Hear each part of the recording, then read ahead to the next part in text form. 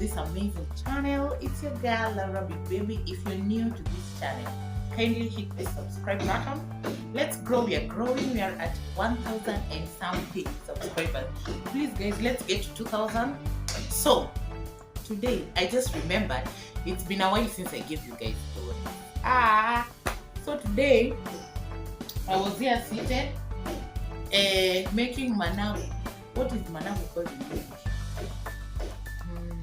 I don't know, but it's some kind of Kenyan delicacy, traditional delicacy.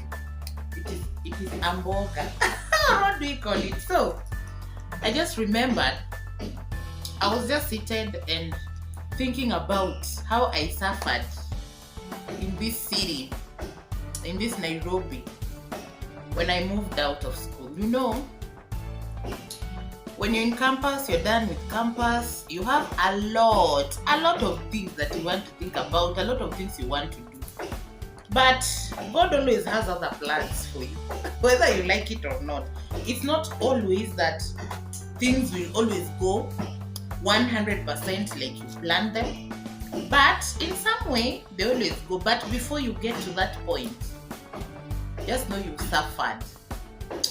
So I'm here, I'm done with my campus, I'm seeing my peers. People have moved out. Most of the people I knew when I was in college had already moved out of their parents' house. For me, I was still at my dad's house. Even going to disco was a problem. I had to elope. Can you imagine at, was it 21 or 22? Like I couldn't ask my dad consequently. I mean, this weekend I want to go out, the next I want to go out, you know. It was a once in a while thing which he knew, but others, daddy nilikuwa nasema, I used to go. So it came to a time I noticed I'm hitting 22. I don't have a job. Like my CV was like half a page. The only thing I could write on my CV is where I studied, the schools I've gone to, period. The experience I had was my 3 months attachment, I think so. Yeah, my 3 months attachment and my 3 months internship. So I cleared my internship in Nairobi and went back home. That is my dad. Like, I can't go out of his sight anyway. He still thinks I'm a child, but I'm a big person. Meaning mzee. So here I am. I talked to one of my aunties. God bless her soul. So she told me there is an attachment in Nairobi.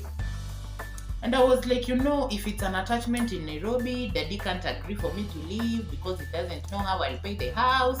And he's like, he doesn't want me to go outside and maybe indulge in something that he doesn't know of or he doesn't like. So he was so protective. So I sold the idea to my dad. And he agreed. And he was like, me, I believe in you, my daughter, because I know in only like, I'll pay your house in only like 6 months or so. Maybe that attachment you're going, there was a possibility that I'm going to get a job. Here I am on it was on a Saturday. I remember we had buried my auntie's father. He's like my other grandfather. So the auntie is married in our home, so the dad. We buried, and in the evening I was like, I just went home, left with my car small bag with my clothes. Like around 6 clothes like this, and the shoes I had only put on. There I am. Went to Guardian in this year because previously, let me take you back. When I cleared school, I wasn't like I was idle. I used to sell soap. You see this liquid soap I used to make, things like Happy, Jig. I make them on my own. I don't buy because I learned the skill then. My grandmother is the one who taught me, the sister to my grandmother. Hey guys, I come from a very big family, so you just get to understand.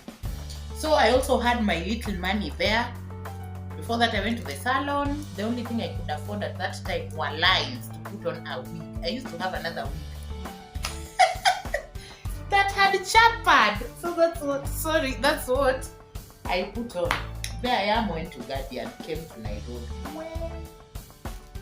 I went to the first stop and the neighborhood I went to. You know me, I thought I was just like telling my dad, maybe daddy, you give me around 10,000 Kenyan shillings. That is how many dollars? Is it not 100? Yeah, it's like $100. $100. So that is yeah, it's $100. So I was telling my dad to give me $100. I will sort myself when I get there because I knew I'm maybe going to get a house of maybe 3,000 or 4, so that I pay 8,000. Then the rest I will survive with the 2,000. I didn't know, because when I used to go to the city, I used to stay in people's houses. Now this is my dad. Landed, went to South B. I started looking for a house, and even the most pathetic house I could get was paying, I think, 10,000 at least. It is pathetic. And this is a house that someone has built in his compound, and it was like a mabati. It was built of iron sheets. So I was house hunting, and I didn't know in the city when you're house hunting, you have to pay someone. You can't just go there and you're asking for a house and they agree that you go there. You have to go with someone. They're called agents. You have to pay them like 2,000 shillings. If you go to the house and you like the house, you add 1,000 shillings. That is what I did. So meanwhile, I have 7,000. Alright? Because I've been all over this place. I've been all over the place with this agent looking for a house. So finally, I landed down there in South B. If you live in South B, down there in RTI, near Railways Training Institute. I went there. It is a slum. It's called like Kijiji or something. Hey, you guys, I don't know, I should call it culture shock or town shock or life shock. I don't know. I went there with this agent of mine. Meanwhile, I didn't like the house. I've already paid like 2,000. Meanwhile, for fare, I have to pay for him fare from where we were, right? From where we were to this new place he was bringing me to. So I'm still using this money.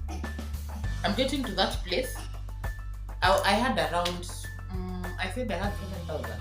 I was around 55 or 6,000, around there. Meanwhile, I don't have a mattress. I only have this bag of mine that I'm going around with. I don't have a mattress. I don't know. Yes, I'm going to get this house, but where am I going to sleep?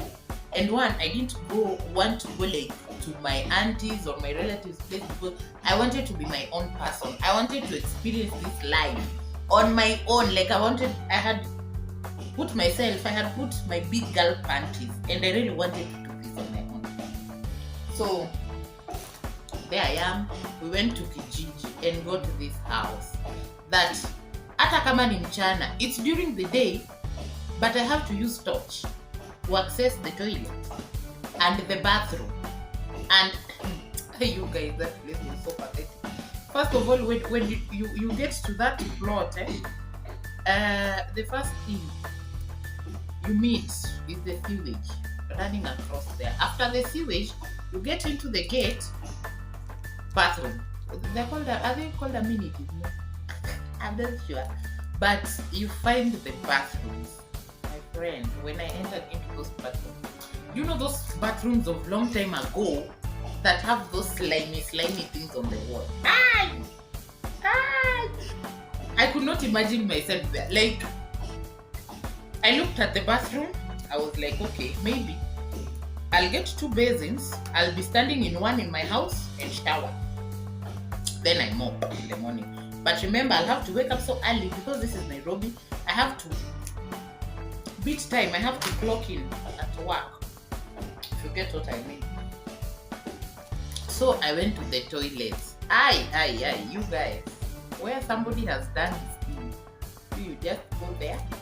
You also add yours. And they also had toilets. They had these latrines. This one's, yes, this latrine, not sitting toilets, latrine.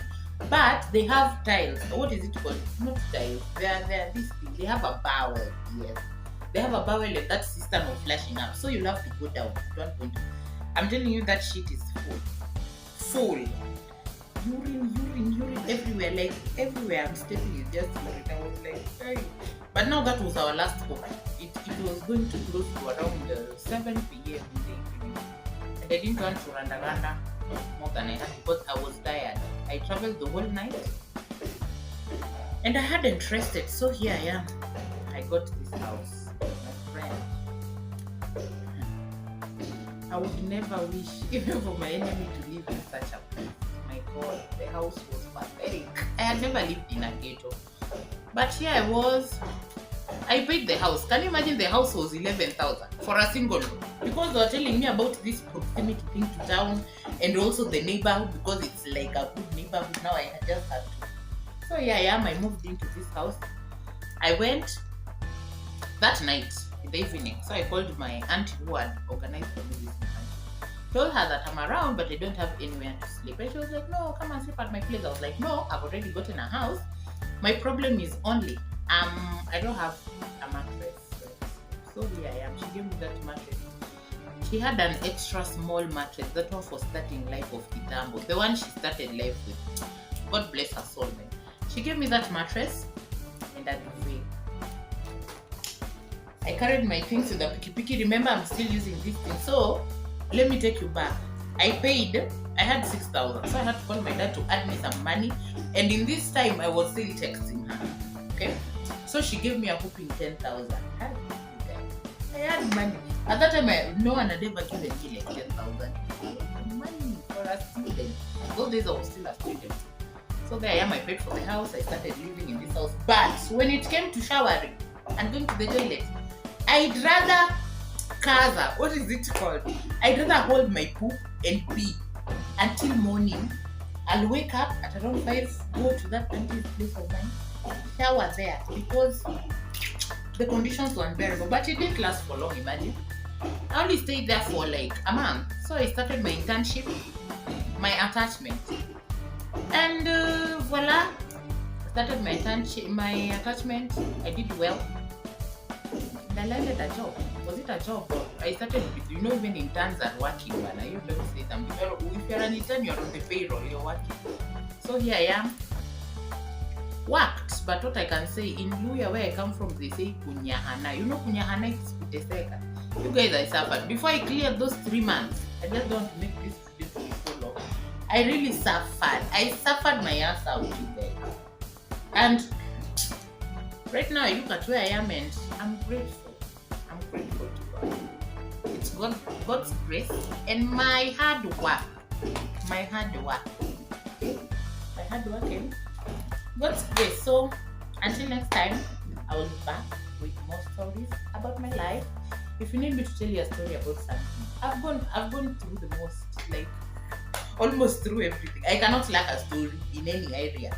So bye bye. Until next time. Mwah. I love you guys. Bye.